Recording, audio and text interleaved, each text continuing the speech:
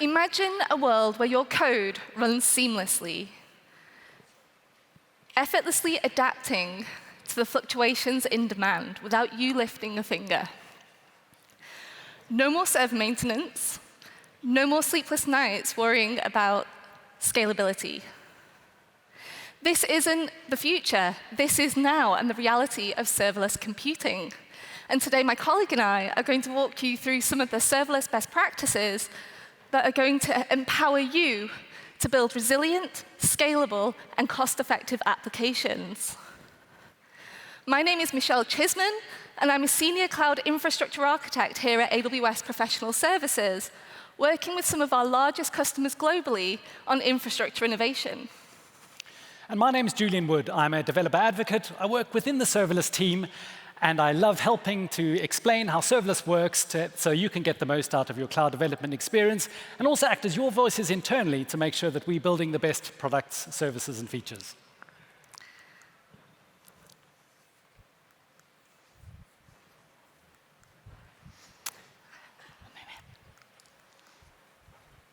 There we go. So I do have a bit of a small warning for today's talk. We have a lot of content to cover, and we're going to go quickly. So bear with us, and bear with yourselves. All of the content that we do cover is on this QR code. Don't worry if you can't get that link now. It will be available again at the end of the talk. And so don't feel like you need to take photos throughout the entire talk. Obviously, do if you want to. We're going to cover serverless in these 4 broad areas. And now some of you in the audience are probably asking yourselves, what on earth is serverless? Is this a fad, or is this the future? And if we think about serverless, we commonly think about Lambda, which was first released in 2014. But if we think about those first 2 services that we released at AWS, SQS and S3, those are very much serverless services, and we released those way before we gave you the opportunity to rent a server when EC2 was released in 2008. So you could say that the cloud was born serverless, and it's only going to become more so as we give you more and more capabilities to run your applications.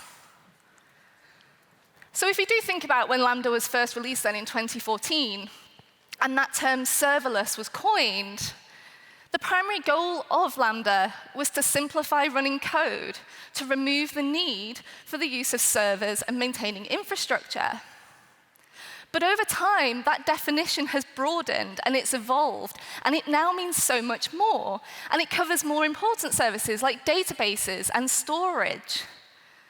And so today, when I talk to my customers, serverless to them means delivering customer value without the need for managing infrastructure or servers. It lets developers focus on what they do best and remove that managing of servers. And as that definition has come to evolve, it's become more important than ever that we focus on serverless architecture design. And builders can leverage AWS's expertise in this area and take advantage of managed services that have things like security and scalability already built in. And they can also leverage the well-architected framework, which gives guidance and best practices across several pillars, including availability and performance. Now, companies that want to innovate and want to maintain their cutting edge are being held back by managing infrastructure. Today, 80% of developers spend their time maintaining and operating applications, and I think we can all agree that's not a good use of our time. And so consider serverless then as a strategic mindset, an approach to building applications. And the economic environment we currently find ourselves in and the events of the last few years have universally sharpened our focus on delivering business value and efficiency and cost effectiveness when it comes to real customer value. And you can also consider serverless as an operational model, allowing you to build applications without that undifferentiated heavy lifting of managing infrastructure. This allows you to build within the cloud, taking advantage of those built-in features that we provide you, rather than building on the cloud and having to rely on abstractions that just make you do more work. The benefits here are clear. Faster feedback cycles and faster development cycles lead to agility with your business, which allow you to quickly iterate. So if serverless began as running code without the need to run infrastructure, is there a world where we can remove code entirely? So when we think of a serverless application, we are typically thinking about a Lambda function, which we know can be written in several different languages, or you can bring your own. It has an event source, which triggers a Lambda function based on a change of state or a request. It will do something and process that event before sending it down to a downstream service. This is a very typical Lambda serverless application. But what if we could just remove that Lambda function altogether and remove the need to maintain any code? This is what we call a direct service integration, or being serviceful. So if you're using your Lambda function to simply transport your code, there is probably a better way to accomplish this goal. You'll want to use Lambda to transform your data, not just transport. And consider how much logic you're cramming into your Lambda functions. Are your Lambda functions growing more and more complex? Are you having to use more complex conditional logic to decide what functions your Lambda is going to do? Well, this becomes large and unwieldy, and it's what we call a lambdalith. But conversely, how little is your Lambda function doing? Do you have large chunks of code that are just never invoked? Well, this adds complexity into your Lambda function, and now you have to test and secure code that simply isn't being used. And this begins with good intentions. You have an application on-premise, and it sits on a server, and all of those components sit in this one location. Easy to manage, but it's monolithic. You decide that you want to move this application into the cloud, and you choose Lambda as your compute platform. Maybe you put an API in front of it, maybe you put some storage there. But ultimately, what you've done is lifted that complexity that was on-premise and moved it into your Lambda function. What you could have done was utilize more of the services that we have at AWS. You could, and use that right tool for the job. So have API Gateway handle things like authentication and throttling and routing. Move out any transactions into a workflow, and use messaging services to provide the communication models between the components of your application. When it comes to your Lambda functions, consider splitting out your Lambda function into the tasks that it's creating or performing. So here we have an image processing function. This image processing function is performing 3 separate tasks. It's changing the file format of a video, it's creating a thumbnail, and then it's adding that information into a database. So here, consider creating 3 separate Lambda functions to do each of these tasks. This allows your Lambda function in your application to scale better, but it also improves security, because you can now scope down your Lambda function to only the permissions it needs to complete its job. Now, we still have to be pragmatic. If you have an estate with thousands of Lambda functions, then this becomes quite difficult to manage, and it's operationally complex. Too few Lambda functions, and we have security concerns because we're opening up more and more permissions. So consider how you could group your Lambda functions into logical bounds, into logical groups. And this can be done in a number of ways. We could do this based on the permissions. We could do this based on some of the Lambda configurations, like init time or memory configuration. Do what makes sense for your Lambda functions. And when building distributed applications, consider how you can use orchestration and choreography to be the communication model between your Lambda functions and the components of your applications. Orchestration requires a central coordinator that is determining what to do with the inputs that it receives, determines where a message goes next or what action takes place next. While choreography lets messages fly between components and lets components decide what it's going to do. Step functions is a fantastic orchestrator. It receives an input, and based on that input, it will determine what to do with business logic next. While EventBridge is a fantastic choreographer. It allows you to send messages to a central event bus, and then the components will decide what they do with those events. Now, step functions provides a fantastic opportunity to remove code from our applications. The step function here on the left-hand side is primarily made up of Lambda function logic. But when we look into the tasks that that Lambda function is actually performing, they're simply calling other AWS services. So we can optimize this, and we can replace each of these Lambda functions with a direct SDK integration. The business logic is the same, but we now no longer have to run and maintain a Lambda function, which reduces our costs and reduces our operational complexity. And so in this particular example of a step function, we have a video post-processing service. And at the very beginning of this step function, we can see some business logic which determines whether ECS or Lambda is going to process a video based upon the length of the video. And we can include this business logic within step functions to achieve our goals.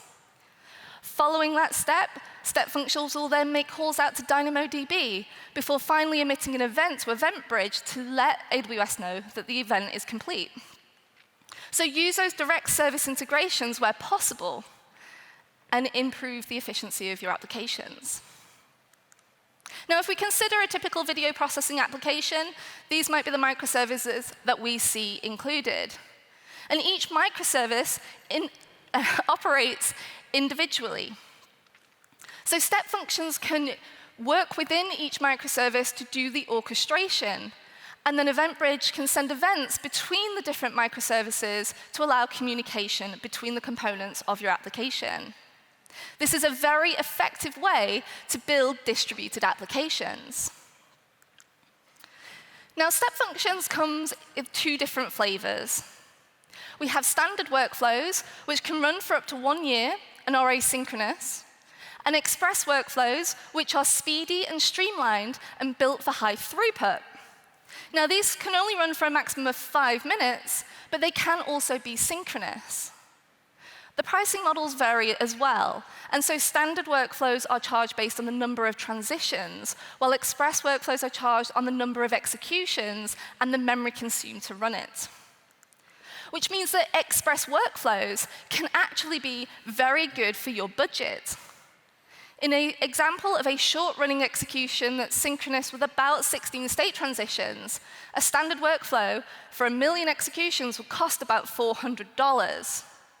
But for an express workflow of the same, we're looking at about $12, which is a significant difference in price there. So express workflows not only run quicker, but can be great for your bottom dollar. But they're not mutually exclusive, and we can nest express workflows inside our standard workflows. So use standard workflows when you want your long-running workloads, and when you're needing speed and scale, send out an express workflow that can run the steps it needs to and feed back the result to the parent workflow so that it can continue its tasks. This gives you the best of both worlds. You can have the good budget and good speed. So we've talked about removing Lambda functions from our applications. What about API Gateway? How many of you are using Lambda to proxy between your API Gateway and your downstream services? We can optimize this as well. So we can remove Lambda function as a proxy and have API Gateway talk directly to our downstream services. Services such as DynamoDB, step functions, and SQS, just to name a few. And another common paradigm that Lambda was involved with was DynamoDB change events. Lambda would pass events from DynamoDB and send them on to EventBridge. But today, we can remove Lambda from this equation and use event bridge pipes. Simply configure the pipe to read the events from DynamoDB, and then that data is moved for you without you having to manage any code or run a Lambda function. So remember, the fastest and the lowest cost Lambda function is the one that you remove and replace with a built-in integration. Well, despite what I just said, Lambda is still an incredibly important part of serverless applications today, and we love Lambda here. It has some fantastic features that we really should dive deep into so that you can build better applications. Now, remember that Lambda is an event-driven invocation model. We have the event source, the code itself, and the action that takes place once the Lambda function has run. And today, over 140 different services can invoke Lambda on your behalf, and it'll do so in one of three ways: synchronously, asynchronously, or via a poll-based model. Now, historically, Lambda functions were executed from within the account, and unless you had an API gateway in front of them, you weren't able to trigger a Lambda function externally. And this changed in April 2022 when we announced Lambda function URLs. And all this did was give you the ability to provision a HTTPS endpoint to your Lambda function so that you could invoke it from anywhere.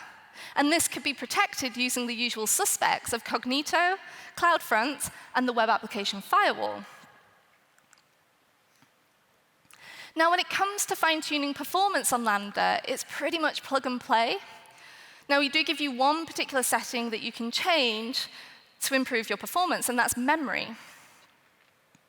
When you configure the memory on your Lambda function, you'll receive a proportional amount of CPU and networking throughput for your Lambda function. And you can configure your Lambda function to have anywhere between 128 megabytes of memory and 10 gigabytes of memory. Now, this example on the right-hand side isn't particularly accurate because CPU doesn't scale linearly. But ultimately, once you have scaled up to about 10 gigabytes of memory, you'll have exposed to you 6 cores of CPU. Why am I bringing this up? Well, single-core performance tops out at about 1.5 to 1.8 gigabytes of memory. So if your code isn't written to be multi-threaded, and you're scaling your CPU only for the performance, if you're scaling your memory only for the CPU performance gains that you might receive, then you're not going to receive much benefit beyond 1.8 gigabytes of memory, and you'll be paying a premium for that privilege.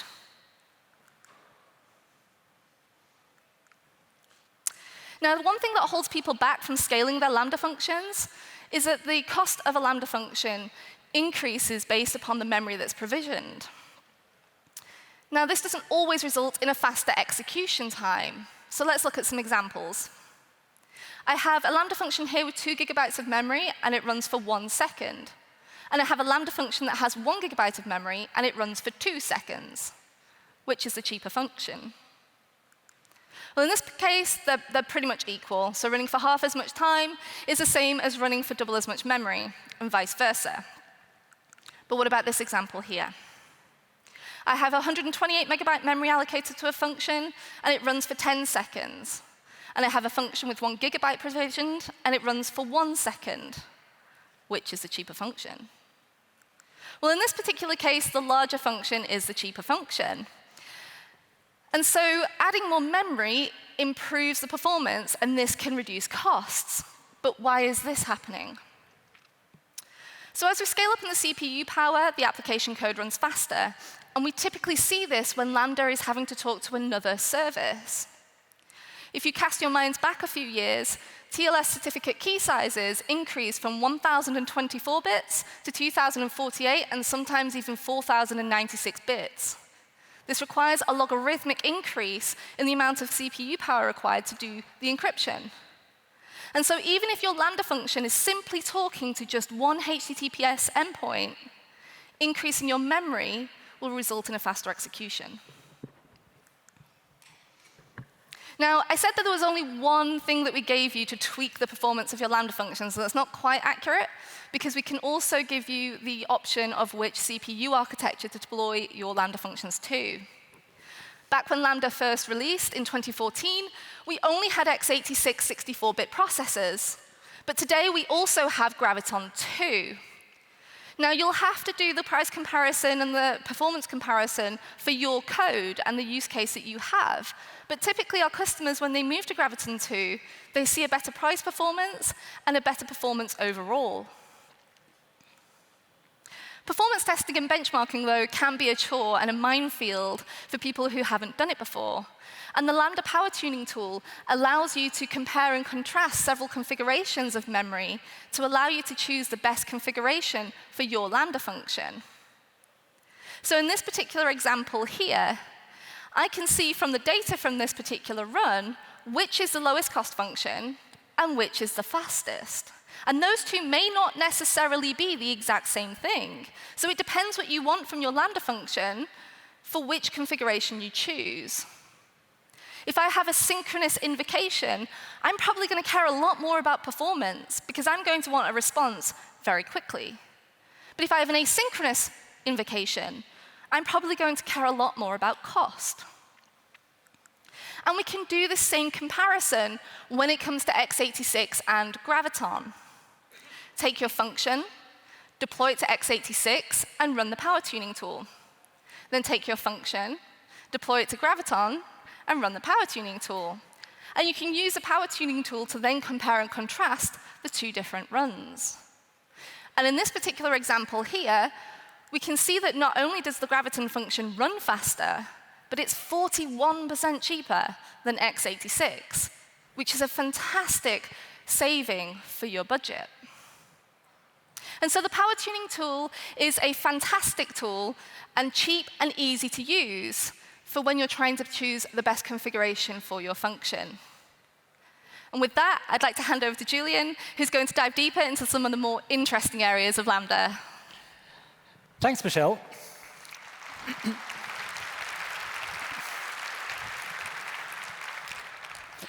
So the first thing to talk about here is the AWS Lambda execution environment. And I'm going to talk about my favorite topic over here, which we've been talking about for years and years, and that's cold starts. So as we know, that cold starts happen when Lambda is scaling to process new events, or you configure something like provision concurrency. And cold starts also happen with things that you do when you need to update the function code or change any of the configuration, as this is seen as a new deploy, and we need to swap out those execution environments for you, and the function lifecycle starts again. These are actions that you can do. But then cold starts can also happen in some situations as part of just Lambda managing the service. We need to refresh the execution environments to keep them fresh, if we've got any failed resources, or when we need to rebalance across maybe availability zones, as Lambda is a multi-AZ service by default, and we want to manage high availability. And these are cold starts that you can't control, and they're just part of Lambda managing the service.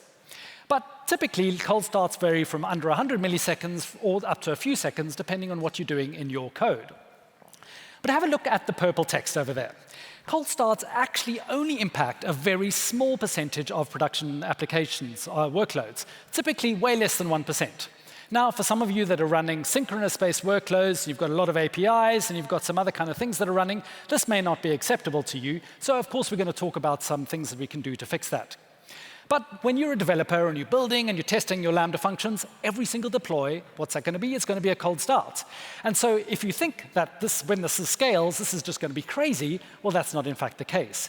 As you scale, as you get more requests, you get more available execution environments, more warm starts, and your cold start percentage decreases. So let's switch to the actual Lambda execution lifecycle, and you can see how this flows through. There are actually three phases. There is an init phase, an invoke phase, and a shutdown phase, which I'm not going to be showing over here. So when a request comes in for the first invoke of your function, Lambda is going to run that first part of the init process, which is going to then create that execution environment based on whatever you've configured for your function. And this execution environment, it's secure and isolated. It's actually within a little micro virtual machine to run just your function. This isn't used for any other function or any account, so perfectly securely isolated to just your function code. Lambda then downloads the code and any Lambda layers you've got, and then, or maybe your container image if you're using that, and then is going to initialize the runtime. That runtime is going to be Node or Java or Python or other languages. Then it's going to run the function initialization code, and this is the code that you've written in your function outside of the main handler. And this whole part is then called the cold start. The invoke phase then starts, and then Lambda runs the invocation code, which receives the event payload, and then processes your business logic. Now, once the invoke is complete, the execution environment is now available and warm and ready to run the function handler code again for what we're going to see is a warm invoke. Now, the Lambda lifecycle here does actually have a separation of duties, which is important for optimization.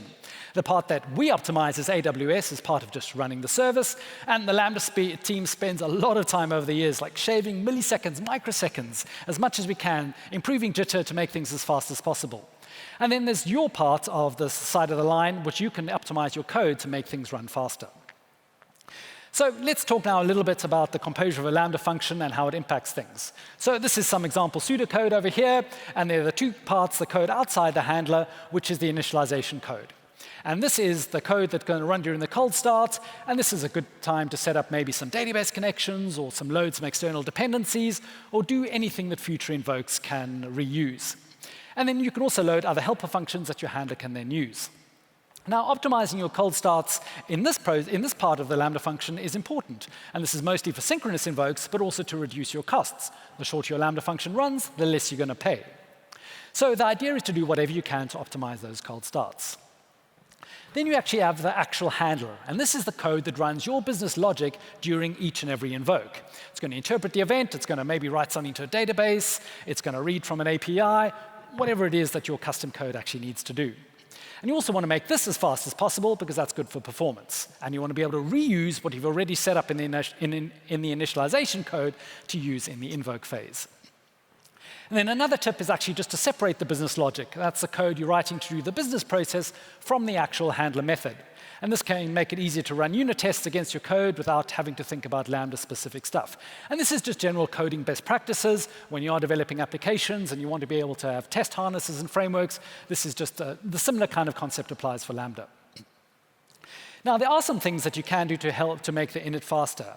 Not only is you want to import only the things that you need, and some various SDKs or libraries, and you only want to selectively import certain aspects of it. So if you have a 10 gig library or that kind of thing, and you're only going to use a small part of it, only import the bits that you need, only a small subset of that. Another thing that you want to do or think about is lazy initialize various libraries based on the need. So in this example over here, we maybe got some code inside of a function, and maybe they're two different code paths inside. One's going to use something to do with S3, and one's going to use something to do with DynamoDB. And with the way Lambda works, as we said before, once they've initialized in a warm environment, they stick around available for reuse. So it depends on what you're trying to do. Are you trying to get through init as fast as you can? Are you really looking to get through the invocations as fast as you can? And so this is something that you can think about. Now, there's a whole bunch of other guidance on the slide over here about what you can do in your initialization and that pre-handler code. I'm not going to go again bullet point through this, but this is the stuff you want to be aware of. First of all, as I said, don't load it if you don't need it. Optimize by loading any dependencies to only the modules, only the functions that you actually need. Just reduce the amount of code you need to run. This is also going to reduce the deployment package size, which is going to speed up those cold starts. Also, as Michelle spoke about earlier, rather have small purpose-built Lambda functions, as previously mentioned, so you're not loading a bunch of stuff that your invoke doesn't need. And as I said, lazily initialize, I knew I was going to trip over that, lazily initializing shared libraries if you do have multiple functions per your file. Now, that pre-handler code is also great for establishing the connections, but then obviously you do need to think about having to rehandle connections in future invokes if you may need to. And lots of SDKs already have HTTP keeper lives that are built in. If not, that's a good idea to turn that on. And then also think and consider that as the execution environment is actually being reused, you can actually store state for subsequent invokes. But then conversely, think about, well, you're actually now storing data and maybe secrets that you don't want subsequent invokes to be able to access. So you need to think about that. And of course, if you want to banish cold starts entirely, you can use provision, concurrency, and snap starts. And I'll show how that works shortly. No code changes required. So AWS X-Ray is a super tool that allows you to trace what's going on inside and in between your different application components. You get a picture of where the bottlenecks are, how long things are taking within your application code, and you can look at your function inits and your invokes, and as well as sort of requests coming in from other AWS services and also AWS SDKs. Any calls to that are traced automatically once you add the X-Ray SDK. And this gives you a deep dive onto what's going on, and it's something you can use as part of your testing environment to understand the impact. So this example over here, I have an initialization of 800 seconds, and so I immediately know that I'm actually using 800 milliseconds just to write to something to SQS. So that's already going to sort of flag my developer eyes. That's something I'm going to be able to look at and see if there's any way I can optimize that. However, you can also use Lambda features like extensions or runtime modifications to control a part of how Lambda works. And Lambda extensions is just another bit of code, another process that can run. Sort of think of it a bit like a sidecar or an additional process for your Lambda function. And you can use this for observability agents to maybe send telemetry to another API or to a third-party service. You can use it to efficiently grab and cache secrets, parameters, maybe feature flags, and other kind of things during your invokes. And so the point of this to understand is that your optimization does shift just a little bit left in your timeline, where you actually control the extensions code and how your runtime starts up. And if you're working with a partner and using one of their extensions, you can factor this in terms of the overall latency for your application. So the next model we're going to talk about is what happens with snap-start for Java.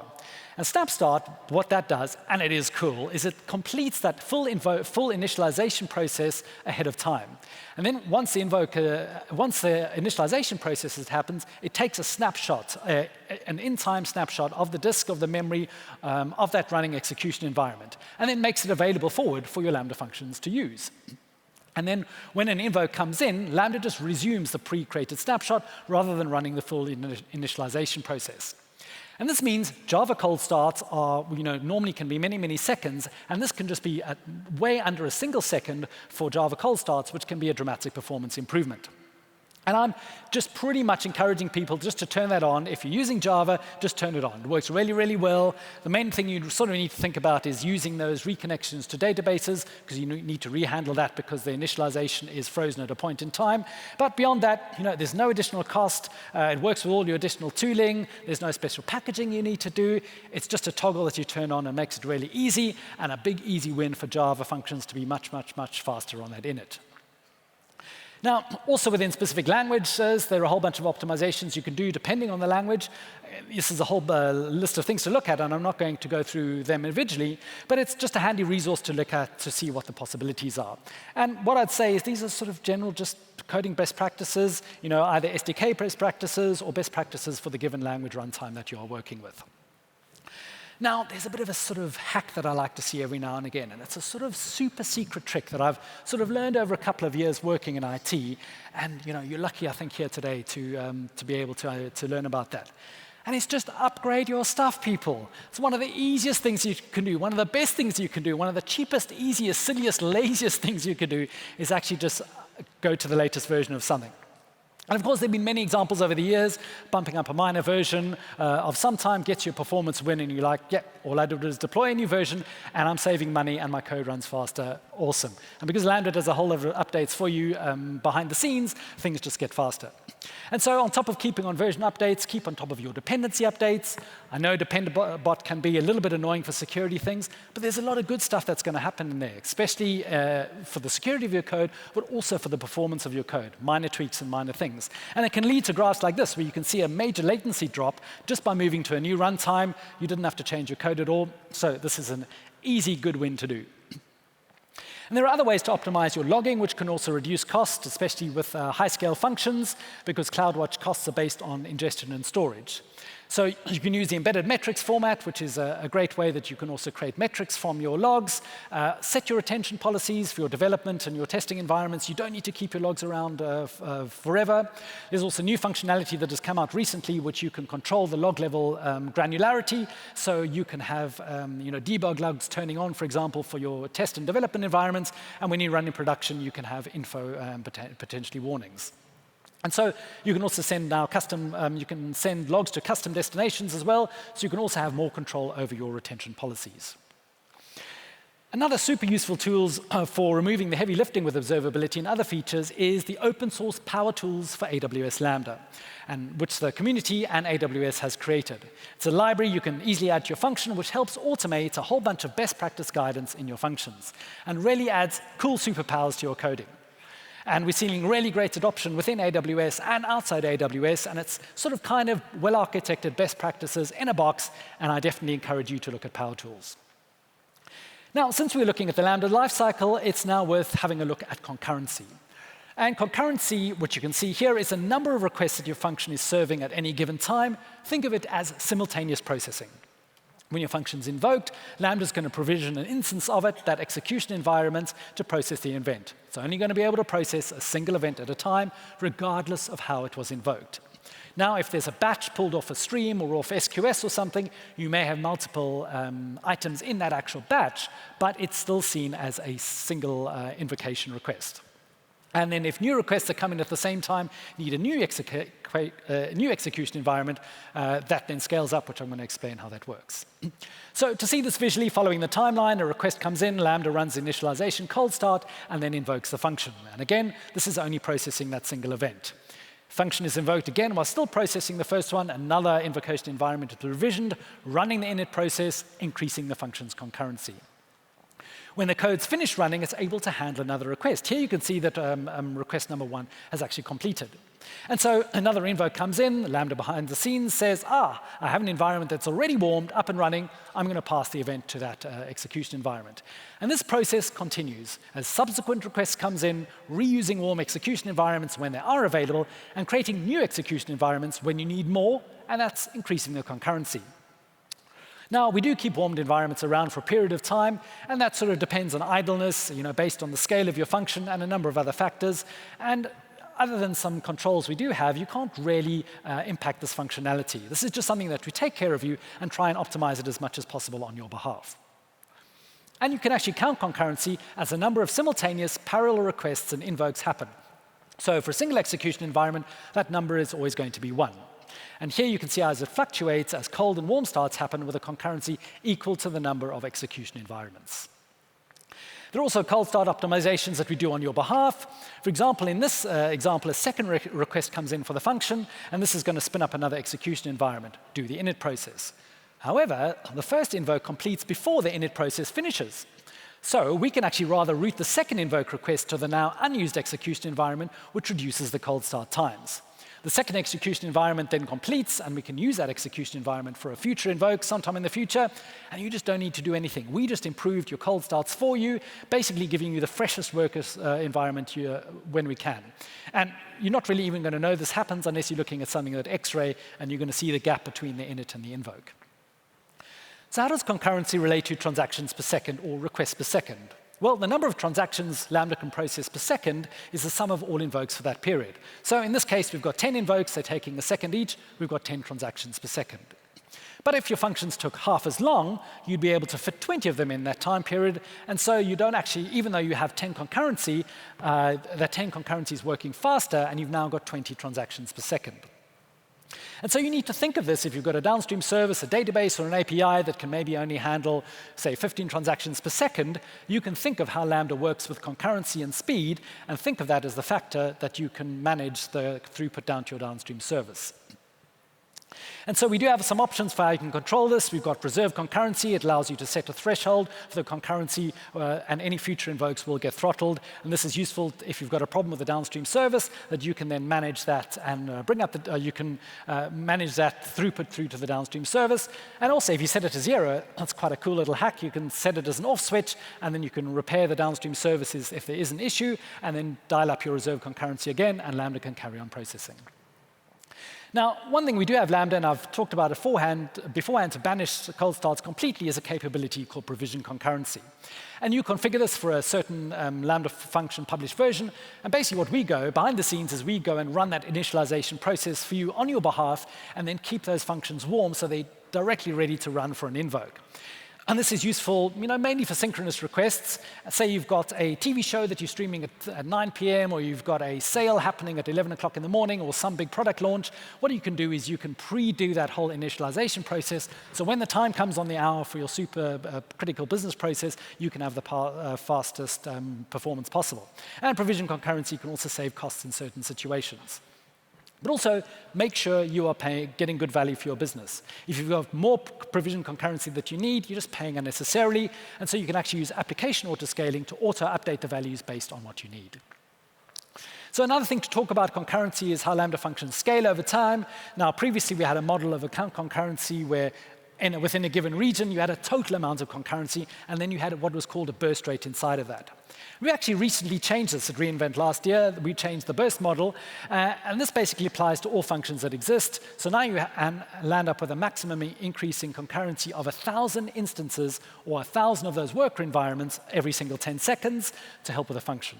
So just to see how that happens, this is the old model we had. We sort of had a burst rate depending on the region. It was 3,000, and then depending on, and then 500 additional invokes you could have in this sort of stepped scale. And what would happen before is, at some point, over sort of 12 minutes, you'd be able to get to 10,000 sustained requests. And this is starting at 0. Now, obviously, for a production workload, you're typically not starting at 0 unless you're doing things like deploying a new function. And with the new scaling behavior, the Lambda function scales with 1,000 requests every 10 seconds, and this is no longer shared with any other functions. So if there are any other functions in an account, they all get their own same faster scaling behavior. And what we're able to do is in 90 seconds get to that 10,000 concurrency rather than 12 minutes. And that's a dramatic reduction in scale-up time. And really, this is sort of the fastest way you can get a whole bunch of compute power behind an application, and now it's even faster. So in this section, I'm going to talk briefly about some of the software lifecycle. And there's a lot we could go into in the time we have today. I'm not going to be able to cover it all, but remember, there's that QR code which has even more information. So you have your services, you've got your code. How does this then work from workstation to out into the world? Well, if you're building serverless applications, I suggest use a framework for your infrastructure as code. It's going to make your life so much easier. For serverless specific ones, we've got a number of tools to define your cloud resources.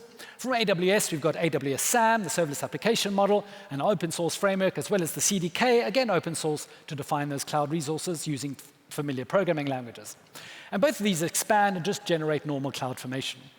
And there are also a great number of third-party tools with lots of functionality. And what I just want to say is you want to be using a framework to build your serverless apps and getting to the habit of starting with a framework rather than only building stuff in the console, because it's going to help with your repeatability with that infrastructure as code. But also, if you're like me, visual is your thing, we do have App Composer, which allows you can also jump to from the Lambda and Step Functions consoles. It's got a great drag-and-drop interface to build applications, not just serverless ones, as it works with all CloudFormation resources. And you can import existing stacks, as it's also a cool visualization tool. And it syncs with your local file system, so you can visually build and get infrastructure as code at the same time, an awesome 2-for-1. You don't have to start from scratch. The serverless patterns collection is a great resource on serverlessland.com. More than, I think, 750 examples now. Patterns across all languages, services, and service integrations. There's likely one available for your use case. Now, also to think about, a traditional developer workflow is done on your local machine to get fast feedback. And devs think they need to do absolutely everything locally to get their app running. However, if you're building in the cloud, well, you've got serverless apps. Sure, you've got some code, but you're also connecting to a whole bunch of additional services that are up into the cloud. And trying to emulate these all locally is going to be hard. So what you want to do is actually try and avoid this as much as possible. Sure, you can use local mock frameworks, do your unit tests on your Lambda functions, and check your event payloads. And you really want to then get into the cloud as quickly as possible. And SAM has what's called SAM Accelerate to help just with this. While you're developing, you can iterate against the cloud with the speed of local development. And CDK Watch does a similar thing.